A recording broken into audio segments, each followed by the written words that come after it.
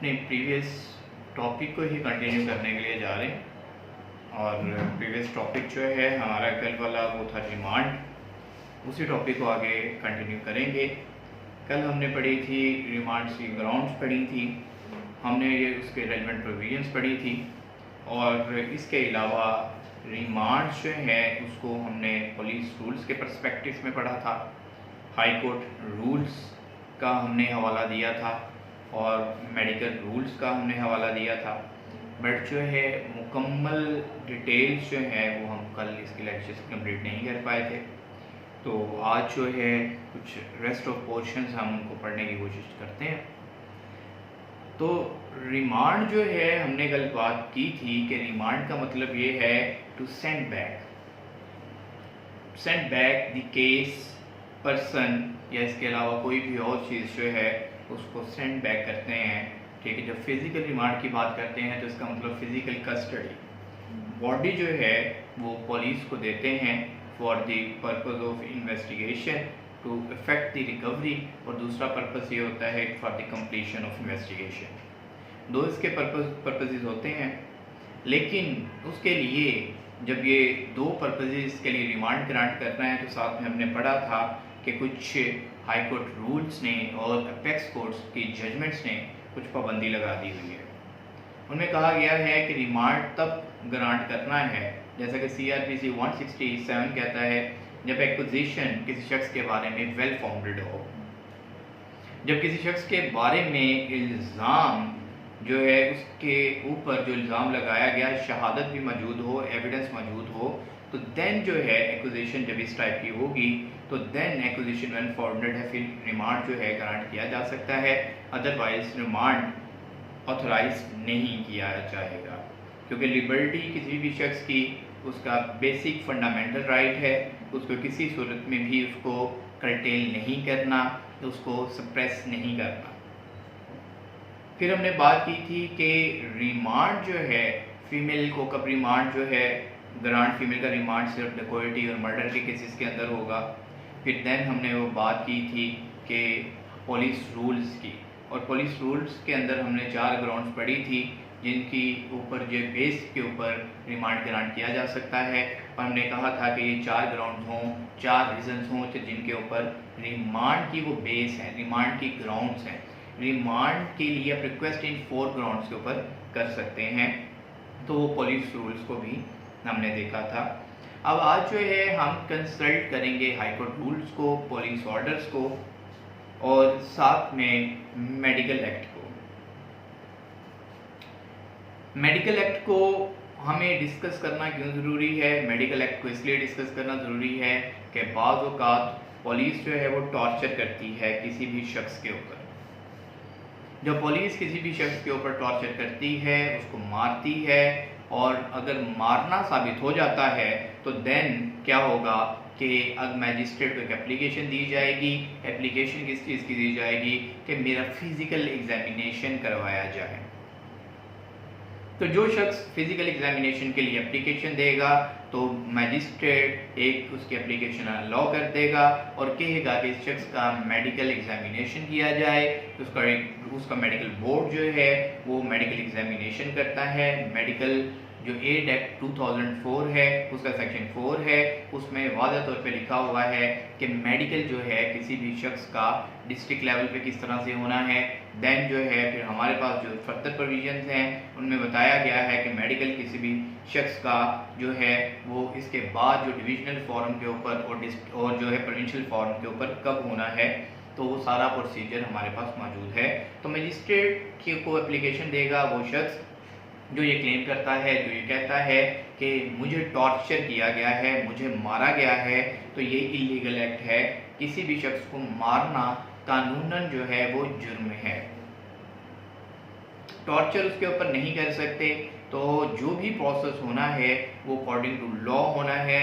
Law में अगर किसी शख्स का जुर्म भी इवन साबित हो जाता है तो उसको कानून के मुताबिक उसको सज़ा दी जाएगी, उसको जेल में डाला जाएगा, और इवन किसी को डेथ सेंटेंस भी ग्रांट होती है तो देन भी उसको पुलिस मार नहीं सकती, टॉर्चर नहीं कर सकती। अब किसी शख्स को टॉर्चर कर दिया जाता है तो मेडिकल के लिए एग्जामिनेशन देगा और वो जो मेडिकल जो है वो कहेगा कि जनाब मजिस्ट्रेट साहब आपने रिमांड ग्रांट किया था, लेकिन पुलिस ने बजाय तफ्तीश ही करने के मुझे मारना शुरू कर दिया, मुझ पर जुल्म किया।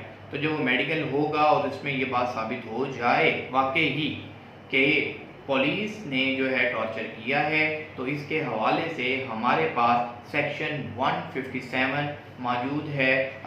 सॉरी, जो हमारे पास जो ऑर्डर जो है वो 157 पुलिस ऑर्डर 2002 का मौजूद है। हमारे पास जो कहता है कि अगर जो शख्स टॉर्चर करेगा तो उसको सज़ा दी जाएगी, उसको पुलिस हायर अथॉरिटी सज़ा देगी। अगर साबित हो जाता है तो उस शख्स के खिलाफ जो है एक मुकदमा तो चलेगा ही, उसके खिलाफ जो उसने हर्ट कॉज किया है पुलिस ऑफिसर ने, वो किसी भी 337 में फॉल करता हो, 337 ए में, एफ में या जी में, जिसमें भी वो एच में करता है, किस में भी करता है, उसकी सज़ा तो मिलेगी ही मिलेगी।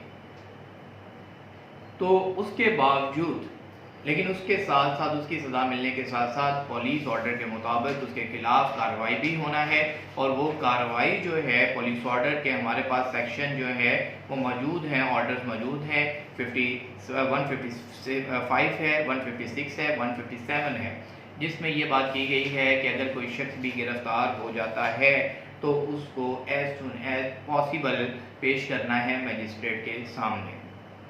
देन इन्हीं जो है जो आर्टिकल्स हमारे पास हैं उनके अंदर ये बात मौजूद है, उनमें भी ये बात कही गई है कि जैसे ही कोई शख्स जो है वो गिरफ्तार होगा उसको एक तो मजिस्ट्रेट के सामने फौरी तौर पे पेश करना और अननेसेसरी उसको डिटेन भी नहीं करना। ये नहीं है कि अब लॉन्गर पीरियड के लिए उसको अननेसेसरी डिटेन कर लें, और ये भी नहीं है कि बगैर FIR किए, बगैर प्रोसेस लॉ को अडॉप्ट किया आप उसको कन्फाइन कर लें। कि शख्स ने अगर कोई जुर्म किया है तो उसको अगर अपनी जेल में भी रखना है तो पहले उसके ऊपर FIR होना ज़रूरी है, देन जो है उसके ऊपर रिमांड लेके उसको कस्टडी में रखेंगे। फिर इन्हीं जो आर्टिकल 155 है, 6 है, 7 है, इन्हीं में जो बात जो है बताई गई है, कहा गया है कि अगर कोई भी शख्स टॉर्चर करता है, पुलिस ऑफिसर है वो, अगर वो कोई भी शख्स जो कि पुलिस ऑफिसर है टॉर्चर किसी पे करता है तो उसको सज़ा दी जाएगी। तो बाकी इंजरी की जो भी प्रोविजंस हैं, जो भी इंजरी उसको कॉज हुई है, वो चाहे वो शज्जा में आती है या फिर जो है वो कोई बॉडीली इंजरी में आती है, तो उसके मुताबिक जो है वो अलग से सज़ा देनी है।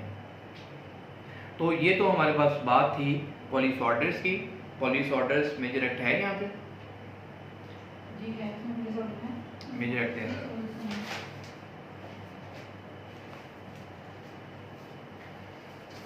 मेजर एक्ट के में से जो सेक्शन है पुलिस ऑर्डर के, वो भी हम उनकी रीडिंग भी करते हैं, लेकिन उसके साथ जो हमारे पास हाई कोर्ट रूल्स के इससे रेलिवेंट रूल्स हैं उनको भी हम स्टडी करते हैं। इसमें से निकालिएगा पुलिस ऑर्डर 2002।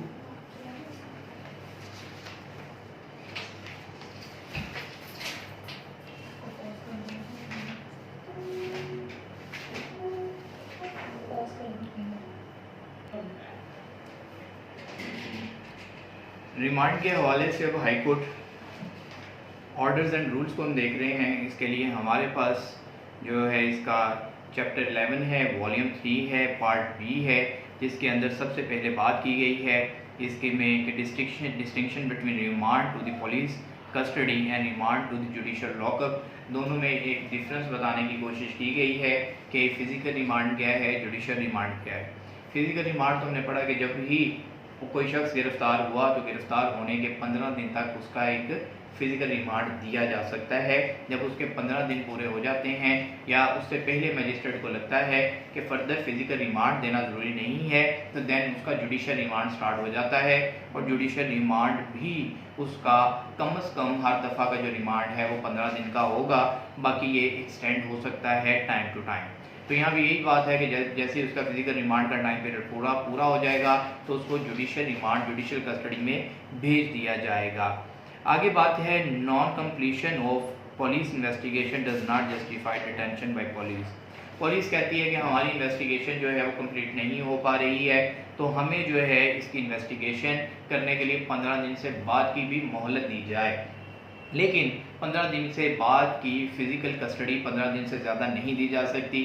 15 दिन से के बाद भी अगर कोई पुलिस ने इंटरोगेट कोई चीज़ करनी है तो वो जेल में जाके इंटरोगेट तो उसको कर सकते हैं, लेकिन कस्टडी नहीं मिल सकती। कोई नया मैटर आ गया, कोई नया ऑफेंस जो है वो केस में कोई नया फैक्ट रिवील हो गया जिसकी पहले इन्वेस्टिगेशन नहीं हुई थी, तो मजिस्ट्रेट से इजाज़त लेके तो जेल में जाके उसकी इंटरोगेशन तो हो सकती है, लेकिन 15 दिन के बाद फर्दर कस्टडी नहीं मिल सकती। Remand to be granted in cases of real necessity, इसका जो रूल 4 जो है वो हमें ये बताता है, वो ये कहता है कि रिमांड हमेशा रियल नेसेसिटी की सूरत में दिया जाएगा। रिमांड ऐसे नहीं है कि किसी भी शख्स ने, किसी पुलिस ऑफिसर ने रिमांड अप्लाई किया और मजिस्ट्रेट ने आंखें बंद करके फौरी तौर पे रिमांड ग्रांट कर दिया। रियल नेसेसिटी होगी जब बड़ा अर्जेंट मैटर होगा, लगेगा कि इस केस में इन्वेस्टिगेशन होना बहुत ज़रूरी है। रिमांड के बगैर केस की इन्वेस्टिगेशन आगे नहीं बढ़ सकती है। रिमांड के बगैर जो स्टोलन प्रॉपर्टी है या फिर वेपन ऑफ ऑफेंस है वो रिकवर नहीं हो सकता है, तो रिमांड ग्रांट करना बहुत ज़रूरी है। तो रियल नेसेसिटी के टाइम पे रिमांड ग्रांट किया जाएगा। अब इसी तरह से रूल 5 है, magistrate should discuss tendency of the police to take remand to extort confession. कहता है कि कन्फेशन के पर्पज़ के लिए कोई शख्स अगर ये रिमांड इस बुनियाद पे मांगता है कि मैंने इस बंदे से ज़बरदस्ती कन्फेशन करवाना है, मैंने इस बंदे से कन्फेशन करवाना है, इस मुलजिम से कन्फेशन करवाना है, इस कल्प्रिट से कन्फेशन करवाना है, तो मुझे रिमांड दिया जाए, तो ऐसे शख्स को रिमांड नहीं मिलेगा, ऐसे पुलिस ऑफिसर को रिमांड नहीं मिलेगा उस एक्यूज पर्सन का। कन्फेशन के लिए नहीं, जस्ट फॉर इन्वेस्टिगेशन मिलेगा, या फिर जो है जस्ट जो है टू इफेक्ट दी रिकवरी मिलेगा, या दीगर ग्राउंड हमने जो दूसरे लॉज में पढ़ी हैं उनकी बुनियाद के ऊपर मिलेगा। लेकिन कन्फेशन क्योंकि जिस भी शख्स ने करना है वो वॉलंटरली करना है, उसके लिए हमारे पास जो है आर्टिकल 37 से ऑनवर्ड कानून शहादत में प्रोविजन मौजूद हैं, और हमारे पास सीआरपीसी में 164 जो है वो मौजूद है, और फिर हमारे पास जो है 364 मौजूद है। उसका पूरा एक प्रोसीजर मैकेनिज्म है। ये हमेशा कन्फेशन वॉलंटरली होता है, without coercion, without any undue influence जो है ये कन्फेशन किया जाता है। लेकिन जैसे ही अगर पता चल जाए कि कन्फेशन जो है वो कोर्जन, किसी फोर्स के ज़रिए, किसी जो है वो फॉल्स फेक प्रॉमिस के ज़रिए किया गया है, तो ऐसे कन्फेशन की कोई वर्थ नहीं है, कोई वैल्यू नहीं है। तो इस वजह से इस ग्राउंड के ऊपर अगर कोई मजिस्ट्रेट से कस्टडी मांगता है, कोई पुलिस ऑफिसर कि मुझे कन्फेशन करवाना है एक्यूज पर्सन से, तो ऐसी जो ग्राउंड के ऊपर कस्टडी नहीं मिलेगी। इसी तरह से अगर कोई शख्स है वो उसका अभी जो है वो पुलिस कस्टडी में था और उसने कहा कि मैं 164 के तहत कन्फेशन करना चाहता हूँ, अपना इतराफ़ जुर्म करना चाहता हूँ, और वो मजिस्ट्रेट के पास आया, अभी उसको सिर्फ 2 दिन का रिमांड उसका ग्रांट किया हुआ था, या ये कह लें कि अभी जो है उसका रिमांड भी पुलिस ने नहीं लिया था, अभी 24 घंटे की जो कस्टडी पुलिस के पास जो लीगल कस्टडी है अभी उसी कस्टडी में था, और उस दौरान उसने कहा कि मैं कन्फेशन करना चाहता हूँ। वो शख्स मजिस्ट्रेट के पास आया, उसने वहाँ पे कन्फेशन किया। कन्फेशन करने के बाद अब ऐसे शख्स की भी कस्टडी पुलिस को नहीं दी जाएगी। पुलिस को ऐसे भी शख्स का रिमांड के ऊपर ऐसे शख्स को पुलिस के हवाले नहीं किया जाएगा। पुलिस कहेगी कि इसको हम अपनी कस्टडी यानी कि जुडिशल कस्टडी में रखेंगे। पुलिस जो है उसको जुडिशियल कस्टडी में भेज देगी, उसको जुडिशियल रिमांड पे उसको ऑर्डर कर सकती, लेकिन उसको फिजिकल कस्टडी उसकी नहीं देगी। पुलिस जो है पुलिस कहेगी कि मजिस्ट्रेट कहेगा कि हम इसको अपनी कस्टडी में ले रहे हैं, मैजिस्ट्रेरियल कस्टडी में ले रहे हैं, पुलिस को नहीं करेंगे, क्योंकि हो सकता है कि पुलिस जो है इसको टॉर्चर करे और इसका जो कन्फेशन इसने किया है वो उससे रिट्रैक्ट हो जाए। इस तरह से सबसे जो है इसके बाद जो है रूल 6 है वो कहता है remand can not be granted for more than 15 days. कहा गया है यहाँ पे रिमांड किसी भी सूरत में एट एनी कॉस्ट 15 डेज से ज़्यादा रिमांड नहीं दिया जाएगा, और 15 डेज भी मैक्सिमम टाइम पीरियड है, वो भी बड़ी नेसेसिटी की सूरत में 15 दिन का रिमांड देना है। अदरवाइज मजिस्ट्रेट जो है वो 2 दिन का, 3 दिन का, 4 दिन का रिमांड इस तरह से रिमांड देगा, 15 दिन का रिमांड इकट्ठा नहीं देगा, इकट्ठा रिमांड नहीं दे सकता। इसी तरह से जब हमने ATA की बात की थी, वहाँ पे जो टाइम पीरियड है 90 डेज़ का, वहाँ पे रिमांड कम से कम 15 दिन का देना है जो पहला रिमांड जो है, फिर उसके बाद जो है 15 से फिर 30 दिन का दिया जा सकता है, वो भी इंटरवल्स के साथ देना है। 90 डेज़ का वहाँ पे भी रिमांड इकट्ठा नहीं दिया जा सकता। अगर इसी तरह से जो बाकी हमारे पास जो लॉज हैं जहाँ पे 90 जैसे नैब है 90 डेज़ का टाइम पीरियड है, वहाँ पे भी रिमांड का टाइम इकट्ठा नहीं देना होता। फिर उसके बाद हमने पढ़ा कि अगर मजिस्ट्रेट को के पास पुलिस आई और रिमांड लेने के लिए और रिमांड लगता था पुलिस को कि एक्विजिशन वेल फाउंडेड नहीं है या फिर कुछ सफिशिएंट रीज़न नहीं है रिमांड लेने की, तो मजिस्ट्रेट जो है बजाय रिमांड देने के अगर उसके पास ट्रायल करने की भी जुरिस्डिक्शन है उस मजिस्ट्रेट के पास, तो बजाय रिमांड देने के उसको डिस्चार्ज कर सकता है। डिस्चार्ज कर देगा या कहेगा कि हम इसका ट्रायल स्टार्ट करेंगे, ट्रायल स्टार्ट करवाएं और रिमांड जो है फिजिकल में इसका नहीं देता।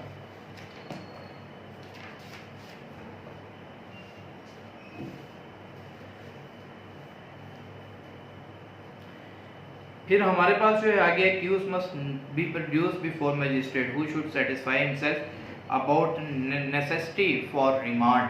हमारे पास ये रूल 7 है, कहता है कि मजिस्ट्रेट के पास जो है वो पेश जब किया जाना है तो मजिस्ट्रेट को बताना होगा कि कौन सा मटेरियल इसके खिलाफ है, कौन सा मटेरियल वेल फाउंडेड है कि जिसकी वजह से रिमांड जो है इसका ग्रांट किया जा रहा है।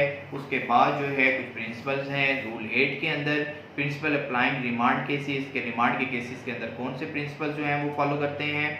उसमें भी ये बात कही गई है कि when accused person is remanded to police custody the period of remand should be as short as possible, कि जब रिमांड के ऊपर किसी शख्स को देना है तो शॉर्ट पीरियड के लिए देना है, पुलिस के हवाले करना है, लॉन्ग पीरियड के लिए नहीं करना है। इसी तरह सब रूल 3 है, in all ordinary cases in which time is required by the police to complete the inquiry. अगर इंक्वायरी करनी है पुलिस ने तो वो पुलिस को ये कहा जाएगा, मजिस्ट्रेट ये कहेगा कि आप जेल में जाके इंक्वायरी आप करें, आप जो है इंक्वायरी के लिए किसी शख्स को रिमांड नहीं दिया जाएगा। इंक्वायरी किसी मैटर की करनी है, पुलिस को जो है वो फैक्ट्स एवेल्युएट करना है, ठीक है, इन्वेस्टिगेशन नहीं करनी, इंक्वायर करना है किसी भी मैटर का, किसी भी शख्स की हैंड राइटिंग जाननी है, किसी भी शख्स की जो है वो वेरिफिकेशन करनी है कि ये शख्स जो है यही एक्यूज पर्सन है जिसने ऑफेंस किया है या नहीं किया है। वेरिफिकेशन के लिए उसके जो है इन चीज़ों के लिए जो है वो रिमांड देना ज़रूरी नहीं है, यानी कि किसी शख्स की वेरिफिकेशन करनी है, इंक्वायरी करनी है तो उसके लिए रिमांड देना ज़रूरी नहीं है। आगे 9 में reason for grant of remand to be recorded and copy send to the session जज। ये बात हमने जो पढ़ी थी 1667 के अंदर भी ये बात पढ़ी थी CRPC के अंदर कि जब भी किसी शख्स का रिमांड ग्रांट करना है, रिमांड देना है तो उसकी कॉपी सेशन जज को भिजवाना ज़रूरी है।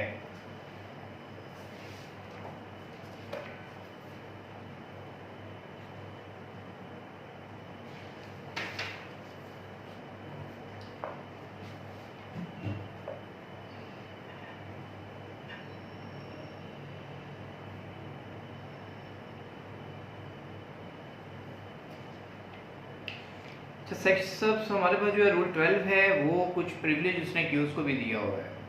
ये कुछ जो इंस्ट्रक्शन आई हुई हैं परमिशन गवर्नमेंट की तरफ से, उसमें ये कहा गया है कि जब भी पुलिस ने रिमांड मांगना है मजिस्ट्रेट से तो मजिस्ट्रेट ने देखना है कि एक्यूज भी क्या उसके सामने मौजूद है या नहीं।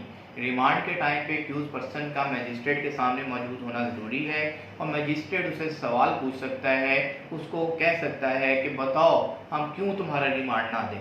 तो वो अगर कोई रीज़न जस्टिफाई करता है, कोई रीज़न ऐसी बताता है कि जिस पे मजिस्ट्रेट को लगे कि रिमांड नहीं ग्रांट किया जाना चाहिए तो मजिस्ट्रेट इसके ऊपर भी रिमांड को जो है रिफ्यूज़ कर सकता है। Right of accuse to access to counsel and friend, जब उसकी रिमांड की हेयरिंग हो रही होती है तो ये भी उसके पास अक्यूज के पास जो है वो राइट है कि वो अपना काउंसिल, अपना फ्रेंड किसी को अपने बिहाफ के ऊपर प्रोड्यूस करे, किसी को एज ए अपना काउंसिल जो अदालत में जो है वो लेके आए कि जो उसको डिफेंड करे, उसके रिमांड को चैलेंज कर सके, तो ये भी रेमेडी मौजूद है। इसके साथ जो है अब हम देखेंगे कि ये तो हमारा पुलिस रूल्स हमने कवर किया, पुलिस ऑर्डर हमने कवर किया, हाईकोर्ट रूल्स हमने कवर किए। अब हमारे पास है प्रोसिक्यूशन एक्ट। प्रोसिक्यूशन एक्ट जो है वो हमारे पास 2006 का हमारे पास जो है वो प्रोसिक्यूशन एक्ट मौजूद है और प्रोसिक्यूशन एक्ट जो है उसके कुछ रूल्स भी मौजूद हैं। प्रोसिक्यूशन जो एक्ट है उसके रूल्स जो हैं वो जो बनाए गए हैं, उसका रूल 6.6 है, उस रूल के अंदर जो है वो बात की गई है रिमांड के हवाले से। रूल 6 जो है प्रोसिक्यूशन एक्ट का, प्रोसिक्यूशन के जो रूल्स हैं, तो उसके रूल्स के अंदर जो उसका रूल 6 है उसके अंदर जो बात की गई है रिमांड की, कि रिमांड जो है वो उसमें प्रोसिक्यूशन का रूल क्या है। उसके हवाले से ये कहा गया है कि जब भी कोई रिमांड लेना होगा पुलिस ने, तो सबसे पहले उसको वो प्रोसिक्यूशन के पास जाएंगे, ताकि क्योंकि हर रिपोर्ट प्रोसिक्यूशन के थ्रू फॉरवर्ड होनी होती है, तो प्रोसिक्यूशन ने पहले मजिस्ट्रेट के पास भेजने से देखना है कि पुलिस जो है मेरे पास ये जो डेली डायरी लेके आए हैं और देन जो रिक्वेस्ट फॉर रिमांड लेके आए हैं, तो क्या इसके अंदर मटेरियल और एविडेंस इतनी मौजूद है कि किसी भी शख्स की कस्टडी पुलिस को दे दी जाए। क्या एक्विजिशन जो है वो वेल फाउंडेड है, क्या जो है पुलिस ने एफआईआर के अंदर इसका रोल जो है उसके मुताबिक एविडेंस उसको कलेक्ट किया हुआ है या नहीं किया हुआ है। अगर तो सब्सटेंटिव एविडेंस मौजूद है, सफिशिएंट मटेरियल उसके अगेंस्ट जो है वो मौजूद है और प्रोसिक्यूशन को भी लगता है, तो प्रोसिक्यूशन एक थ्रेशोल्ड टेस्ट अपना लगाएंगे।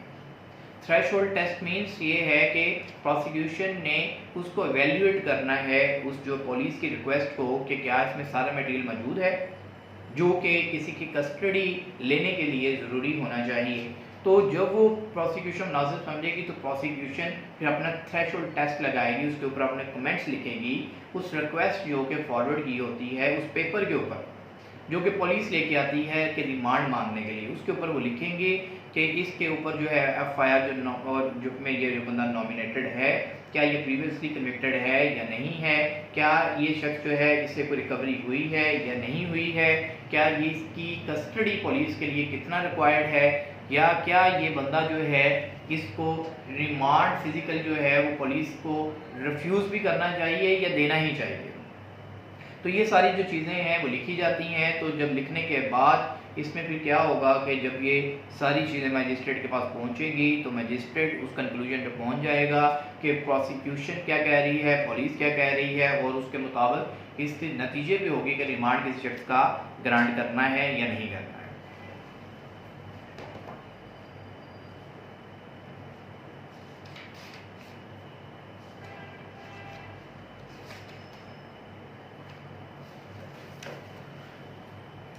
अब बात जो है इसके अलावा जो हमने बात की है, अब जब अभी तक हमारा जो टॉपिक चल रहा था वो चल रहा था फिजिकल रिमांड। अब इसकी एक रेमेडी की बात करते हैं कि अगर कोई शख्स एग्रीव्ड है कि रिमांड जो है मजिस्ट्रेट ने वो गलत तौर पे किसी शख्स का रिमांड जो है वो उसको दे दिया है, रिमांड नहीं देना चाहता था, वो दिया जाना चाहिए था। कोई शख्स कहता है कि मजिस्ट्रेट ने गलत किया या हमारा शख्स तो जो है वो इनोसेंट था, इसको तो पुलिस ने 20 के साथ ज्यादती की, मजिस्ट्रेट ने भी रिमांड दे दिया, तो वो इस ऑर्डर को मजिस्ट्रेट के ऑर्डर को चैलेंज करना चाहता है, तो वो रिवीजन फाइल करेगा सेशंस कोर्ट के अंदर। रिवीजन जो है फाइल की जाएगी मजिस्ट्रेट के ऑर्डर के अगेंस्ट 439A CRPC के तहत जो है वो रिवीजन फाइल होगी। इसी तरह से अगर मजिस्ट्रेट रिमांड देने से रिफ्यूज़ कर देता है, रिमांड ग्रांट नहीं करता, पुलिस चाहती थी कि रिमांड मिल जाए लेकिन रिमांड रिफ्यूज़ कर दिया गया, तो प्रोसिक्यूटर जो है वो भी स्टेट के बिहाफ पे या जो भी वो एग्रीड पर्सन है वो भी जो है एक चैलेंज 439A के तहत रिवीजन फाइल कर सकता है, यानी कि रिफ्यूज़ल कर दी जाए या ग्रांट कर दी जाए। जो इसमें जजमेंट्स हैं अपेक्स कोर्ट की कि दोनों सूरत के अंदर जो रिवीजन फाइल की जा सकती है। आप जो है वो कहेंगे अपेक्स कोर्ट को, आप ये कहेंगे सुपीरियर कोर्ट को कि ये जो मजिस्ट्रियल ऑर्डर है ये प्रॉपर ऑर्डर नहीं है, ये करेक्ट नहीं है, ये ऑर्डर जो है लीगल नहीं है, इसमें इनप्रॉपर राइटरी है। ये प्रॉपर राइटरी तो उसकी जो बेस के ऊपर उसकी करेक्टनेस को देखते हुए, उसकी जो है उसकी अप्रोप्रिएशन को देखते हुए कि अप्रोप्रिएट है कि नहीं, मजिस्ट्रेट चाहे सेशन जज चाहे तो उस ऑर्डर को वो कैंसिल कर सकती है, यानी कि उसको सस्पेंड कर सकती है। उस ऑर्डर के अगेंस्ट जो है वो कुछ भी जो मुनासिब समझे उसके ऊपर डिसीजन कर सकती है।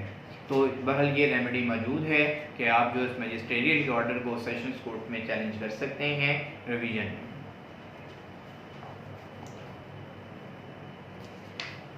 देन अब जो है हम अपने अदर टॉपिक की तरफ आते हैं। अदर टॉपिक जो है वो हमारा जो टॉपिक है वो हमारा जुडिशियल रिमांड एक टॉपिक है कि जुडिशियल रिमांड जो है वो क्या होता है। जुडिशियल रिमांड जो है हम उस रिमांड को कहते हैं जिसमें हमें सेक्शन 344 जुडिशियल रिमांड की बात करता है। और जुडिशियल रिमांड जो है वो उस रिमांड को कहा जाता है कि जिसमें एक शख्स की कस्टडी पुलिस से लेके मजिस्ट्रेट जो है वो अपनी कस्टडी में ले लेता है, यानी कि जुडिशियल जेल में भिजवा देता है उस शख्स को, और तब तक जो है वो शख्स जो है वो आता रहता है मजिस्ट्रेट के पास जब तक उसका ट्रायल स्टार्ट नहीं हो जाता।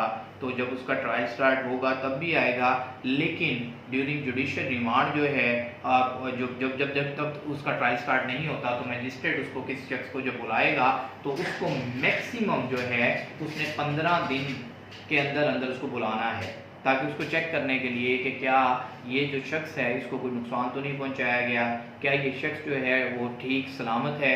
तो हर 15 दिन के अंदर अंदर जो है मजिस्ट्रेट ने अपने पास बुलवाना होता है जब तक ट्रायल स्टार्ट नहीं हो जाता।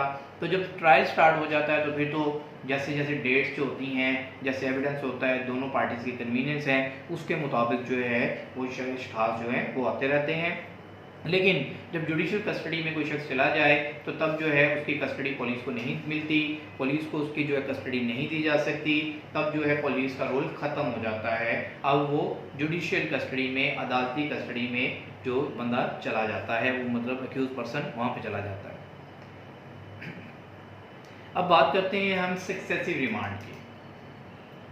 सक्सेसिव रिमांड जो है ये रिमांड क्या होता है? सक्सेसिव रिमांड के हवाले से हमारे पास एक इम्पॉर्टेंट जजमेंट है, वो है दिल मोहम्मद वर्सेस डिस्ट्रिक्ट मजिस्ट्रेट। ये 1997 की जजमेंट है। 1997 PCRLJ पेज है 1203। 1997 PCRLJ पेज है 1203 ये पेज है, और इस जजमेंट के अंदर सक्सेसिव रिमांड को डिस्कस किया गया है। सक्सेसिव रिमांड अब होता क्या है? सक्सेसिव रिमांड ये है कि एक शख्स है, उस एक ही थाना के अंदर 12, 13 या 15 FIR होगी हुई हैं, और अब जो है पुलिस जो है वो हर केस के अंदर जो कस्टडी मांगना चाहती है। लेकिन जितने भी केसेस क्यों ना हो, तमाम केसेस जो कि भी एक पुलिस स्टेशन के अंदर हैं वहाँ पे कस्टडी, जितने भी केसेस हैं टोटल कस्टडी 15 दिन की देनी है फिजिकल रिमांड में। एक FIR है रॉबरी की है तो उसमें वो पुलिस कहती है कि जी रिमांड दे दे, मजिस्ट्रेट ने 2 दिन का रिमांड दे दिया। फिर दूसरी FIR लेके आ जाते हैं, मजिस्ट्रेट ने 3 दिन का रिमांड दे दिया। फिर चौथी लेके आ जाते हैं 1 दिन का रिमांड। तो टोटल एज अ होल 15 दिन से ज़्यादा रिमांड नहीं देना।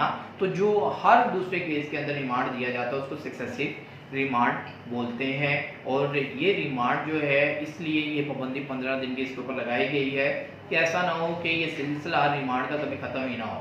पुलिस बेशुमार किसी शख्स के ऊपर FIR कर दे और बाद में रिमांड लेते लेते कोई 5 साल, 2 साल, 1 साल गुजार दे, तो ये पाबंदी लगा दी गई है सक्सेसिव रिमांड के ऊपर कि इस टाइम पीरियड के अंदर अंदर ही 15 दिन के अंदर रिमांड ले सकते हैं, इससे ज़्यादा का रिमांड नहीं मिलेगा।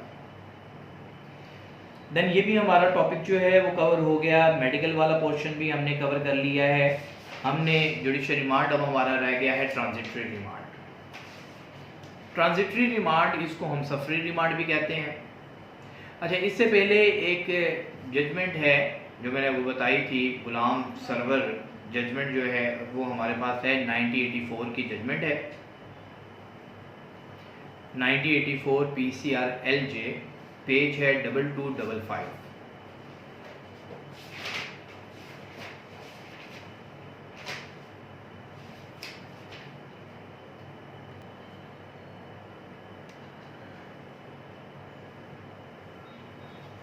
अच्छा, तो इसके ऊपर गुलाम सरवर जो है वो केस जो है वो मौजूद है, तो जो कि बात करता है हमारे पास ये एक्चुअली एक लैंडमार्क जजमेंट है। और ये जजमेंट जो है गुलाम सरवर जो है 1984 की, इसके अंदर जो है फिजिकल रिमांड, इसके अंदर जुडिशियल रिमांड, इसके अंदर सक्सेसिव रिमांड और नेसेसिटी के बारे में कि कब कब जो है रिमांड ग्रांट करना है, बड़ी डिटेल्ड इसके अंदर जो है वो डिस्कशन है। और आज भी इसकी इम्पॉर्टेंस उतनी ही है जितनी 1985 या 1986 में 1984 के बाद इम्पॉर्टेंस थी। तो आज भी जब इसकी कोर्ट जो हैं यहीं से इसकी जो है वो अपनी अथॉरिटी को जो ड्राइव करते हैं या गाइडेंस इससे लेते हैं। और इसमें ये भी बता दिया गया है कि जब तक एक्विजिशन वेल फाउंडेड नहीं होगी, जब तक बहुत इनएविटेबल नहीं होगा तो तब तक जो है ग्रांट जो है डिमांड नहीं किया जाएगा। अच्छा, अब let's talk about the transitory remand. Transitory remand जो है उसकी प्रोविजन जो है वो हमने लिख ली हुई है पहले। अब ट्रांजिटरी रिमांड होता क्या है? ट्रांजिटरी रिमांड जो है इसको हम कहते हैं सफरी रिमांड। 86 से जो है ये डील करता है जो ट्रांजिटरी रिमांड को। ट्रांजिटरी रिमांड जो है, अब क्या है ट्रांजिटरी रिमांड? ठीक है, ट्रांजिटरी रिमांड जो है इसके लिए हमारे पास इसको सफरी रिमांड ये होता है कि एक शख्स है, उसको गिरफ्तार किया गया है, KPK से गिरफ्तार कर लिया या उसको सिंध से गिरफ्तार कर लिया, बलूचिस्तान से गिरफ्तार कर लिया। अब उसको पेश करना है मुतलका मजिस्ट्रेट के पास जिसकी जुरिस्डिक्शन है, जहाँ जुर्म हुआ, जहाँ पे ट्रायल चल रहा है या जहाँ पे उसका ट्रायल चलना है, वहाँ उसको पेश करना है। तो अब ऐसा ना हो कि 24 घंटे के बाद पुलिस की कस्टडी इलीगल हो जाए, क्योंकि हो सकता है कि जहाँ से उसको गिरफ्तार किया है वहाँ से आने तक, क्योंकि ये जो पुरानी बात है, पहले तो ट्रैवल की इतनी स्पीडली ट्रैवल नहीं होता था, जो दूसरे प्रोविंसेस हैं वहाँ से आते हुए खासा टाइम लग जाता था। तो ये प्रोविजन इसलिए रखी है कि क्योंकि 24 घंटे का टाइम पीरियड तो सेक्शन 61 ने कह दिया कि 24 घंटे के अंदर अंदर मजिस्ट्रेट के पास किसी भी शख्स को पेश करना है।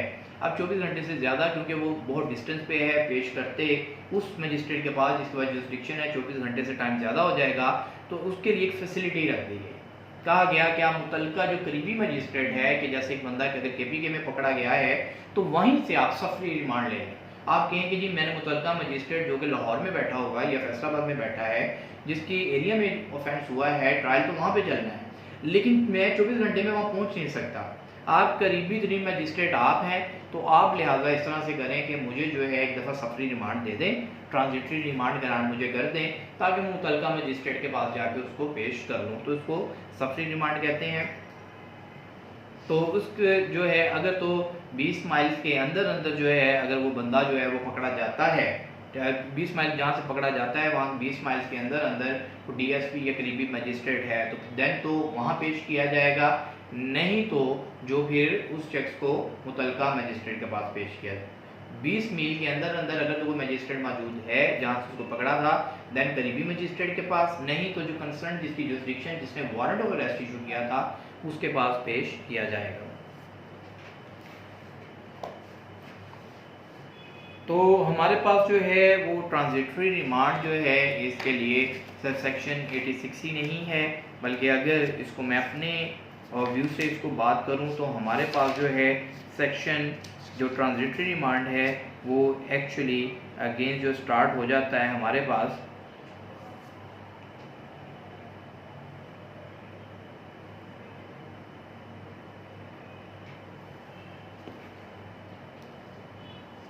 85 से, 85 और 86 से। ठीक है, ये मेरे व्यू के मुताबिक 85 CRPC और 86 से जो है ये ट्रांजिटरी रिमांड से डिस्कस करते हैं। लेकिन स्ट्रिक्टो सेंसो जो है बहुत सारा जो व्यू इसको जो अप्लाई करते हैं कोर्ट्स के अंदर 86 को अप्लाई करते हैं, लेकिन 85 और 86A ये दोनों प्रोविजन जो है ट्रांजिटरी रिमांड को डील करती हैं। तो खैर ये तो हमारे पास था एक रिमांड के ऊपर जो हमने काफ़ी सारी इसमें हमने जो है अपने आर्गूमेंट्स किए हैं, इसको लॉ पॉइंट्स को हमने डिस्कस किया है और फर्दर भी इन पॉइंट्स को मज़ीद हम एवेलुएट करते रहेंगे। तो खैर आज का ये टॉपिक जो है हमारा यहीं पे इसको ख़त्म करते हैं।